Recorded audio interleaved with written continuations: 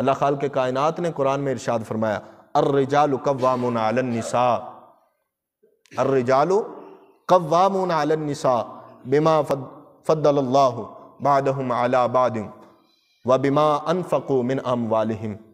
اللہ نے فرمایا کہ مردوں کو عورتوں پر حکمرانی دی ہے، مردوں کو حاکم بنایا ہے، منتظم بنایا ہے، مردوں کو عورتوں پر تقویت دی ہے، قوامون علی النساء، طاقتور بنایا زیادہ مردوں کو۔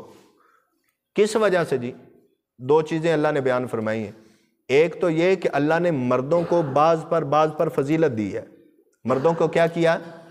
فضیلت دی ہے، اور فرمایا وَبِمَا أَنفَقُوا مِنْ أَمْوَالِهِمْ، فرمایا مردوں کو عورتوں پر اس لیے بھی حاکم بنایا ہے کہ مرد عورت پر خرچ کرے گا۔ کیا کرے گا جی؟ مرد عورت پر کیا کرے گا جی؟ خرچ کرے گا۔ فرمایا وَبِمَا أَنفَقُوا مِنْ أَمْوَالِهِمْ، کہ وہ مرد جو ہے وہ اپنے مال سے، اپنی جائیداد سے، اپنی دولت سے اس عورت پر خرچ کرے گا، عورت پر وہ خرچ کرتا ہے، اس لیے مردوں کو طاقتور بنایا۔ مردوں کو کیا بنایا جی؟ طاقتور بنایا۔ تو اس قرآنی آیت سے یہ پتہ چلتا ہے کہ عورت کی تمام تر ذمہ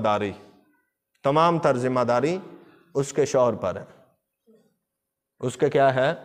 شوہر پر ہے۔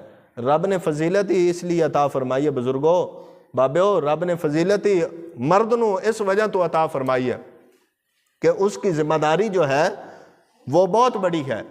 وہ عورت کے لیے کھانے پینے کا اور ہر چیز کا وہ جو ہے وہ بندوبست کرتا ہے، ہر چیز کا وہ اس کے لیے کھانے پینے کا ہر چیز کا وہ بندوبست کرتا ہے، رہائش کا بندوبست کرتا ہے، کھانے کا جو ہے وہ اہتمام کرتا ہے، اس کے لیے پھر جو ہے وہ ہر چیز کا انتظام اور اہتمام کرتا ہے۔ تو اس لیے اللہ خالق کائنات نے فرمایا کہ جب مرد کی ذمہ داری بڑی ہے تو پھر مرد کا مقام بھی بڑا ہونا چاہیے۔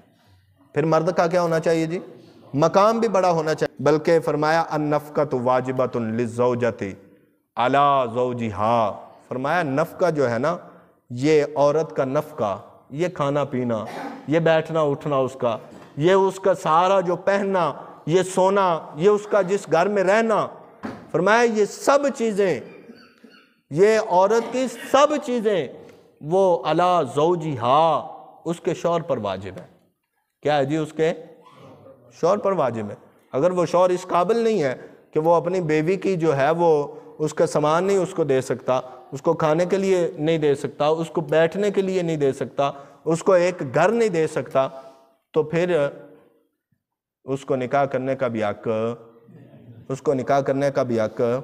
پھر اس کو چاہیے کہ وہ جو ہے وہ نبی پاک علیہ السلام کے فرمان کے مطابق کیا کرے جی؟ روزے رکھے۔